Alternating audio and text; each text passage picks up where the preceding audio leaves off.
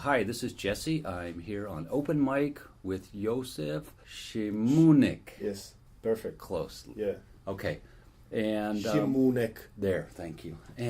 And we're sitting in Joseph's office in downtown Prague at his store Namche. And we're here to talk to him about his mountaineering experience, and he is the current president of Czech Mountain Guides Association. Yes. Is that correct? Exactly. This is Welcome, correct. Joseph.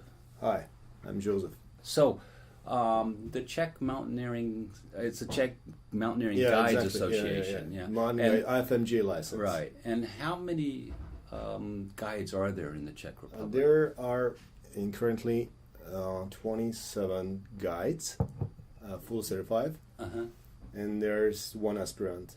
And one guy doesn't work. He has license, but he's not proceeding his job. So, yeah. So we are 28 or 29. Well, that's considerable amount considering there's only 10 million people in Czech Republic. Is there a big competition between the guides fighting for customers? Actually, in general, I don't think so, because the guides are working right now. They are totally overcrowded. There's a lot of ask from Czech clients wanted to climb around the world, especially in Alps, of course, and they want to do ski touring, ice climbing, rock climbing, all the stuff. Yeah. Those guys can't stay in the mountains from January 1st to December 31st. So it's they totally stay busy not all enough year. number. Wow. Yeah. So if you go too deep, there is a rule. Especially in European Union right now, European Professional Card, and you must present your license to be able to work commercially in the mountains with the clients. That means that you are not allowed to work with the clients in the rock, mix, ice, ski, and free riding without this IFMG license. Wow. In Alps right now. Yeah. Also in Switzerland and Norway. So in this fact. All the travel companies are based in Czech Republic. They offering these trips without these guides, FMJ certified guides. This is not legal at the moment. And what's going to happen with that? I have no idea, but it's really interesting stuff, because of course the education took almost 3 years. Then you have to declare your history. You have to declare your ability and skills. There is an entrance exam, and there is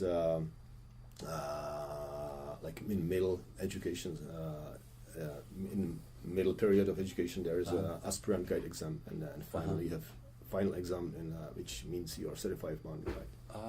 Okay, and what percentage of the people who actually take the course pass? It sounds very difficult. let's call them adepts. Adepts wanted to be mountain guides. Wannabes. Yeah. That means that they have to declare the history, as I mentioned before. It consists of almost 50 tours, rock, ice, mix, and ski touring, almost 25 tours. 5 tours must be done in glacier areas on skis. Yeah. So this is like first step. Just income. Like this is my business card. Yeah, this is what I've done. Just to fill out the application. Yeah, as an application to be able to admit it, to be admitted to entrance exam. Wow. And there's an entrance exam. So let's say if 10 participants wanted to be mountain guides, 5 of them passed through to first step to be admitted for education. Right. Wow. And from those 5, 60%, 50%. Yeah. That's in general. To the end. Yeah, and from them, there are like individuals cannot to finish the education because this entrance exam is so hard. So basically, more of them most of them will make it through. If they can get in, they'll make it. Because they've got the experience. Yeah. The other association in the world, they have a really different attitude. Some of them they invite everybody like who wanted to, but during the education it's going to same like 50% finish it. They drop out. They accomplish all this stuff. So they're just in it for the money. Yeah. I think this is in general. If you want to, it's like a little bit nickname it. this license is like general working permit Right. for whole world. You can Yeah. work New Zealand, Australia. You can work Canada, U.S., South America, Right. everywhere, Japan. Yeah. So you're a worldwide mountain Yeah, guide. it's worldwide mountain guide. Yeah. And now in most countries, they're requiring that. Yeah, have there's to now be right with now it's mountain guide. almost 30 countries in the world, Uh-huh. like Nepal. They are candidate countries like Right. Russia, and Kyrgyzstan, Uh-huh. and yeah, it's really really interesting education. Yeah. How often are you in Prague Nice. compared to when you're out traveling and guiding? This is a nice question, especially against my family. Oh, well. That's tough on a mountain guide, isn't it? I was trying to compute my days off, let's say, but in a little bit in joke, I called like when I'm in office, I'm in the mountain. Yeah. When right. I'm out of office, I'm working, sitting in front of my keyboard. Yeah. So okay. people, my clients call me, "Where are you?" I'm saying, "I'm out of office." Oh, then you're Prague. Yeah. So you're home now. Yeah. So it's consists like 150 to 200 days per year. That you're not in. That you're I'm in, not in Prague Oh, or wow. not in country. So, but you're busy. Yeah. You're working. Huh. It's Yeah. hard. But it's your occupation. It is a part of my business. It's part of my dream. So You're happy. You're a lucky man. I'm a lucky Yeah. man. Yeah, I agree. I feel the same for me in my job. However, I also talk to a lot of rock climbing teachers and guides, and they say, I'm getting so tired of always having to teach and not being able to climb for myself. Oh yeah. And so True. for them, I think it's Yeah, it's true. they have to. I mean, It's I guess true, many finally. people have to make the decision if this is what they want to do, or because it's One sometimes sample. difficult.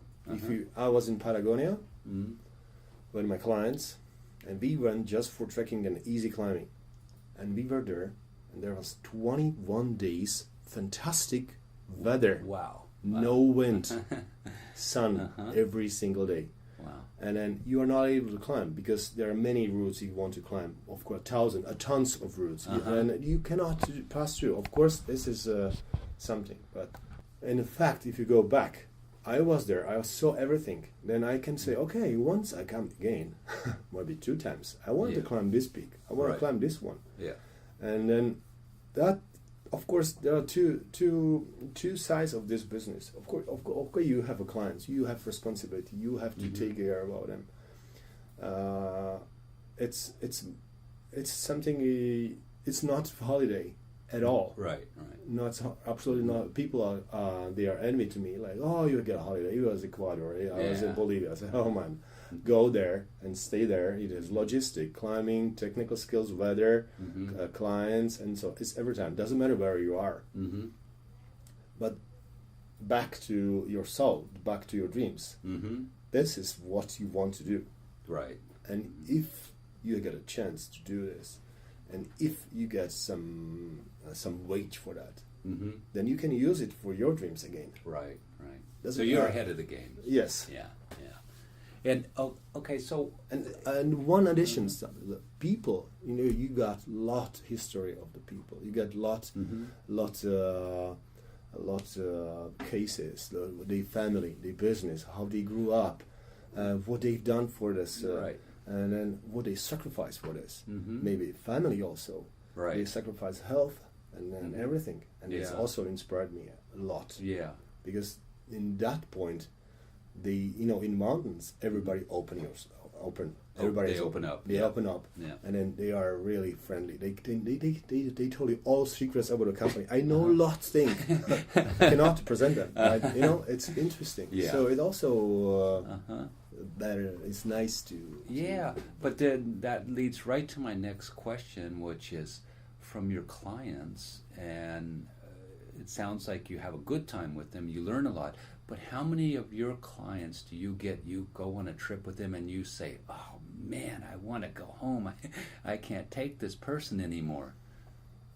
That actually never happened. Really? Yes. Oh, So- I mean, okay, 1,000 tours, 1 time. Yeah, So not often do you get the, I get the I do- arrogant sort of Yeah. spoiled rich kid who wants to go climb the Matterhorn Yeah. and is just a complete pain in the butt. More or less, when I'm doing this, I do briefings. I talk with them and I say, listen, you go there and nothing happened. You don't climb it finally. Don't expect you will be on the summit. Right.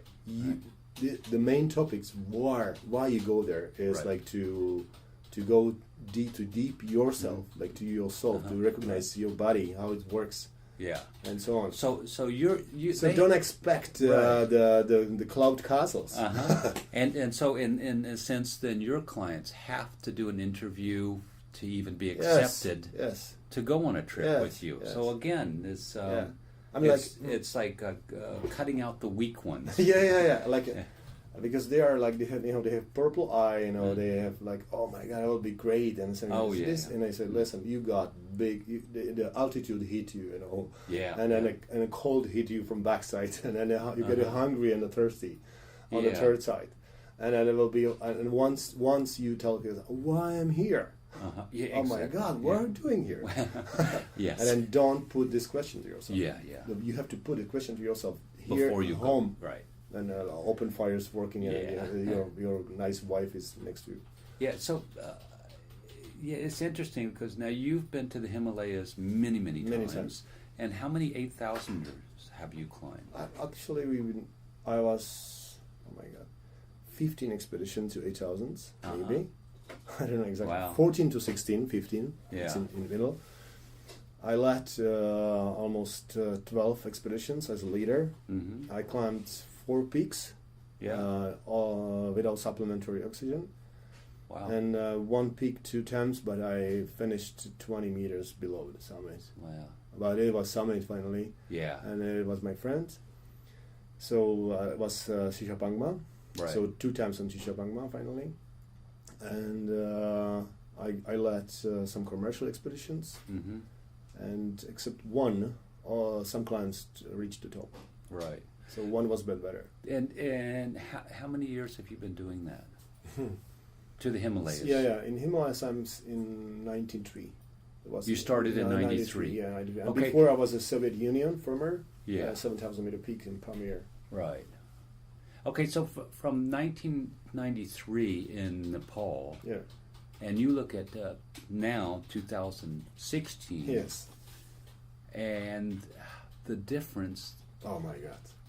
It's like unbelievable. unbelievable. Yeah? And it's become it's almost embarrassing to watch the TV news about Everest. Yeah. They're just a queue Yeah. of so-called climbers Yeah. standing in line to go to the summit. This is a nice question also. We wanted to touch untouchable. We wanted to explore. We wanted to we wanted to see we wanted to see everything. We wanted to see cannibals in Indonesia. We wanted to go everywhere. The Why adventure. adventure? Why we have those questions like, oh my God, have you seen there's so many people climbing Everest in one day? Or that I said, oh, what's normal? Yeah. Have you ever imagined yourself like now even you can go to space? Mm-hmm. No way at all. Now, yes. Finally, you get got the the money, money, and then you can go to space. Yeah. What different between space and the summit of Everest? Yeah. It's the same. Yeah. If you want to go by submarine to deepest Marian Right. level of sea, you can go everywhere. Everything's possible. Everything's possible. Yeah. There are no limits now. There are Uh-huh. no limits. Why we put limits to Everest? Yeah. But if you complain against this, Mm-hmm. go too deep go deep to yourself and to your mind and say, okay, if I want to be alone there, I have to choose another route. Yes. Mm-hmm. And I have one sample. Mm-hmm. In 2005, we have been climbing a super couloir to Everest. Japanese Right. couloir and home-made couloir. They are direct. Uh-huh. Has been done, I don't know, 4 teams only, 3 teams. Wow. And we were alone. Mm-hmm. Nobody. 6 people. Yeah. Wow. On Tibet side, There were 400 climbers. Nepal side, again, 400 climbers. 5 climbers. Yeah. Only me. Yeah. So if you met somebody, it was your friend. Yeah. It's easy. Of Yes. course, then since that time when Himalaya were explored, like Messners and those guys, Norton, and those were pioneers, Shipton and Hillary and Tenzing. Of course, they had limits, so they climbed normal route. Right. And all limits are farther. Right. So we have to choose another route, or we accept the line. Right. Same if you go to Mont Blanc. Oh, Can you imagine if when you come to Mont Blanc to Chamonix in 1786, whatever, and some 2 guys came back from the summit, and you told them, oh, can you imagine one day will be Mont Blanc summited by 300 people? I said, are you crazy? Yeah. No, it's not possible. Yeah. I said, well, look now. Yes, they run up So in what tennis shoes. we're complaining we're doing? Yeah. You know, you have to balancing this stuff. You have to change your attitude to mountains. You say, okay, I accept this. I want to touch the summit of Everest. I accept it.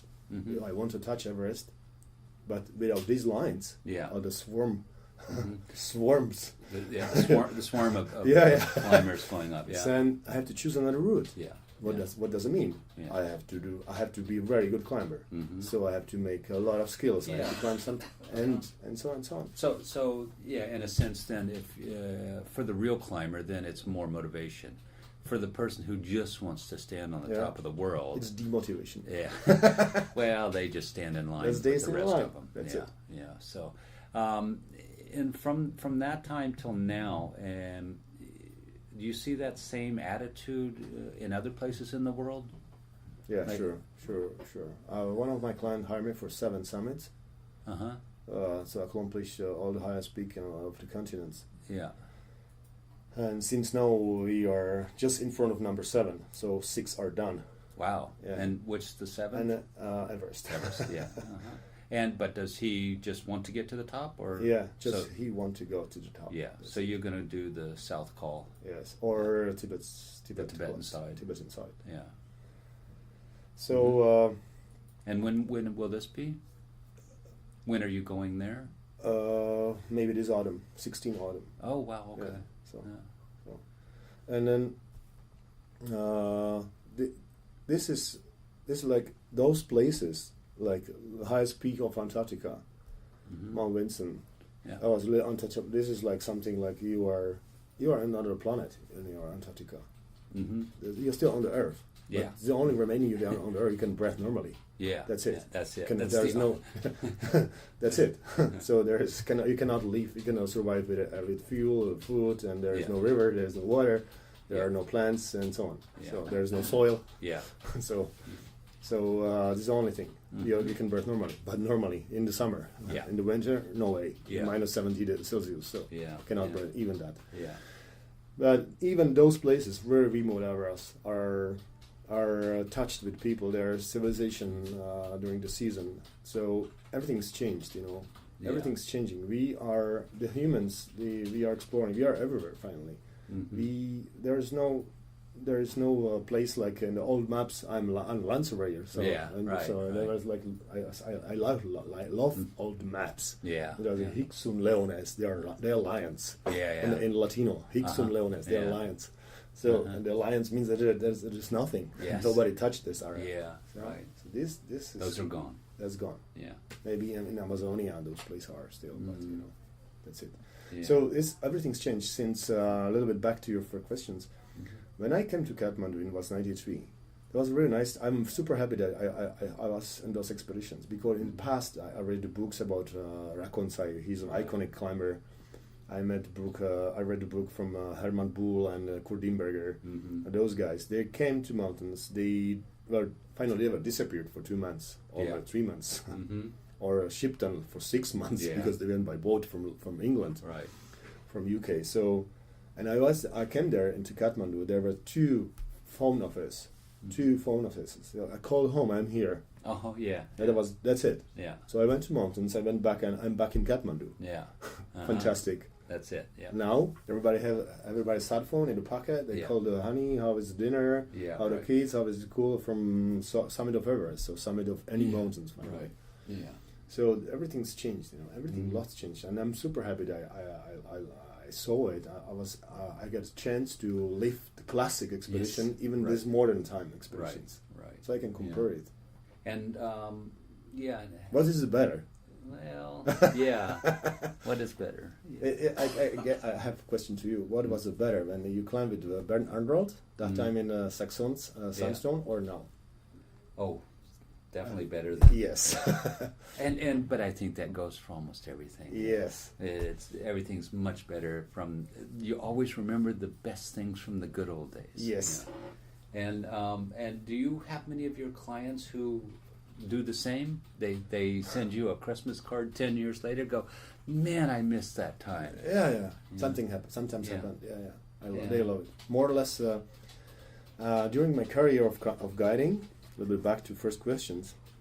I also see some changes, and also old mountain guides, they told me that, because that time then the mountain guides were hired for, let's say, 2 weeks even. The clients hired them for 2 weeks, and then they were climbing, and they had also day off, like down day, like better weather or something, or rest day. Now people wanted to get experiences and the goals instantly. Yeah. They don't want to wait. Like 10 years ago for trekking, 3 weeks. Oh, it's good, nice time. Now 3 weeks. Oh, it's too much. I don't have a holiday. I have to be back in job and so on. So they combine it with because they are there. They still have their laptops or tablets connected with sat phone to the office. So they're not holiday at all. Yeah, they're working still. They're still working. Yeah. It's like in Japan. Yeah. And when you're in Prague, what do you do here? It's a nice question.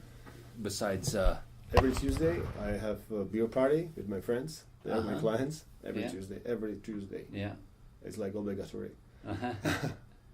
And this is a nice point of this week. Yeah. When I'm in Prague. Yeah. I'm looking for it. And I like Pilsner Urquell. I'm Czech patriot with beers. Well, it's the land where beer is cheaper than water. Yes, that's true. Absolutely. And I'm in Namche in the store working here, taking care about everything, because we do a lot of stuff. We have festival. We have we work for companies as a sales distributors in territory. So there's a retail. So I'm here. Just next of me is a gym, so I can go climbing. Well, you have your own retail store, Namche, and you have the climbing gym upstairs. Just next to me. Yeah, and you guys are the agents for Patagonia. So everything that's in or around your life has to do with mountaineering and mountains. All the stuff. Yeah. Even the kids are growing it. And the kids, And you have two daughters? Three. Oh, two daughters. Two daughters and one son. And a son, The kids live in Sprindl. Yeah. I'm there temporary. You live in your backpack. I live in my backpack. Yes, exactly. Yes, you're right. I live in my backpack. The good old days. They are skiers. They are very good skiers since childhood. It's like since 2 years. Like they are skiing on the skis. Of course, they are touched with mountaineering because we do festival. We have rides for. We work with Banff World Tour. Yeah. What I encourage my kids, like, Gabi is 18. She's 18. I like every time I talk, I'm like, don't afraid to live your dreams. Don't be afraid to do this. Even this absolutely crazy stuff, Yeah. Go for it. Go for it. Yeah. And so, I think one last question for me is, all the years that you've been out there in the mountains and guiding and living sort of on the edge. What is the closest you've come to going over that edge? Since I tried a little bit wider talk about and I have aspirant. I every time encourage them, like, the best climber or mountain guide ever is the oldest one. Because he made it that far. Ever. Yeah. Doesn't matter which climb he done. Right. He is the best, and this is a sample. Yeah. I want to approach this sample. Right. Because he's still alive. Yeah, this is a frame. Yes. Yeah, so he's still there. He can go, and he has a lot of stuff. Yeah. And then on the base of this, and I'm getting older. Sometimes I'm rappelling down, and I said, okay, when it comes. When's it coming? Yeah. Yeah, when. Yeah. Like it's not if. Yeah. Yeah. It's like playing the odds. Yes. You know, Yeah. Eventually, it will catch up to you, and I think. But it's a philosophical question. Yes, it is. Maybe never come. Absolutely, but have you gotten to the point? Have you had any serious? There were few accidents? small. Yeah, no, not. Oh my God! I have to knock to wood. But not serious. Yeah. There were really few, but sometimes mountains say like I don't know the exact sensation, like be afraid, man. Yeah. Since you have to really work, I don't want to mention like this is super cliche, but you still have to be very afraid and very respectable, and with huge and humble and respect. Yeah. Every single tour should change to hell. Yeah. Every single cheap and easy and so on. One sample. And we live in Spindler, as I told you before, and I climb every single time. Like I've done it 100 times to one mountain hut, which is on the ridge of the Krkonoše. I've done it when it's super foggy, nothing to see, deep snow, whatever. But once I can't, because this hut is owned by my friends, and he called me down to Spindler, come and take a bottle of wine, and we can have a nice time. Talk about the projects and free ride skiing, whatever. And I went there, and I was lost. And I was lost. Wow. I said, "Oh my God, you're lost, Joseph. What happened? You're lost. It's your favorite tour. You're lost. You know it. Every single tree here. You're lost." So don't, take things for granted. Yes. Yes, exactly. Yeah. Like, you have to still be concentrated. Yeah. Every single time in the mountains. Same like if you drive a car. Yeah, good point. You go just round the corner for the bread. And boom. Yeah. And that's sort of typical. The accidents usually happen close to home. Yeah. And same like you getting lost in the mountains right down the street. So same thing. And the worst things are happened where you didn't expect them at all. Yes, yeah. So the important thing is every time you put the rope on is double check. Yeah. Not just the rope. A little bit paranoid. But yes, but check also yourself. Yes. Yeah. Just to I'm remember, afraid. wait a minute, I'm still here. Yes. And I want to stay here. Yeah. So every time you tie that rope on, that should be your sentence, yeah? Yes. In general, I'm afraid about my blackout. Yeah? You getting blackouts? Not so, but I'm afraid about this. Uh-huh. Yeah, it should happen really soon. Overhand. Anything. Yeah. Anything. Yeah. Single stuff. Yes. Even from wearing to crampons to whatever to super danger rappelling down. Yeah. That's life. This is life. That's life of a mountain guide. But this is why we love it. Yes. Yeah. I can understand that. Yeah. This Because life is an adventure. Yes. And you're looking. And speaking of which, when is your next adventure? And where? Where? I was thinking. There's some adventures in plan to go maybe to Japan for free riding. And of course, I'm looking for ice climbing. This is one of my favorite sport in February. Yeah. And like you've been touched a little bit this topic. Like some guides are like tired about this topic, and then you have to do a lot of variations. Like when it's February in the winter time, I go ice climbing. Yeah. When it's June, I go sandstone climbing. When it's July or August, I go Alps for peaks for mixed route climbing.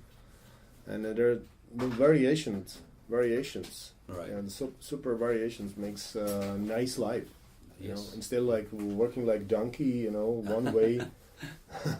I'm just going to Grossglockner up and down 300 times. Yeah, yeah. This is really good. You get to try it. Yeah, variety is the spice of life. Variety is the spice. Yeah, Yes. this is the spice of life. Yeah, Absolutely. I'm not talking about the women's. No, no, no. That's a completely different subject. And where is your next spice of life going to? Yeah, maybe, as I told you before, in this autumn we go Everest. You go to Everest, yeah. I want to go with my friend. He's also mountain guy. He's also Josef. We want to go somewhere climbing. We still don't know. We still don't know where it's gonna be. Mm-hmm. But of course, it will be some untouchable peak. I have one dream to climb one peak. This is still in Central Everest area. Not many time climbs. Very high, 7,000 meter peak, almost 8,000 meter peak. Wow. I want to go there. Yeah. This is my dream. Yes. You have to live your dreams. Absolutely. And with that, I want to say thank you very much. And we'll be talking to you again. Yeah, thank you very much. Okay.